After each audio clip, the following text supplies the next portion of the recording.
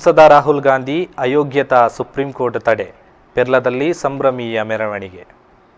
ಕಾಂಗ್ರೆಸ್ನ ಜನಮೆಚ್ಚಿನ ನೇತಾರ ಸಂಸದ ರಾಹುಲ್ ಗಾಂಧಿಯವರಿಗೆ ವಿಧಿಸಿದ ಸಂಸತ್ ಅಯೋಗ್ಯತವನ್ನು ಸುಪ್ರೀಂ ಕೋರ್ಟ್ ತಡೆಯಾಜ್ಞೆ ತಂದಿರುವುದಕ್ಕೆ ಸ್ವಾಗತಿಸಿ ಯನ್ಮಕಚೆ ಮಂಡಲ ಕಾಂಗ್ರೆಸ್ ವತಿಯಿಂದ ಶುಕ್ರವಾರ ಸಂಜೆ ಪೆರ್ಲಪೇಟೆಯಲ್ಲಿ ಸಂಭ್ರಮೀಯ ಮೆರವಣಿಗೆ ನಡೆಸಲಾಯಿತು. ಡಿಸಿಸಿ ಪ್ರಧಾನ ಕಾರ್ಯದರ್ಶಿ ಸೋಮಶೇಖರ್ ಜೆಎಸ್ ಮೆರವಣಿಗೆಯನ್ನು ಉದ್ಘಾಟಿಸಿದರು. ನ್ಯಾಯವಾದಿ ಸುಧಾಕರ್ ರೈ ಅಧ್ಯಕ್ಷತೆ ವಹಿಸಿದ್ದರು.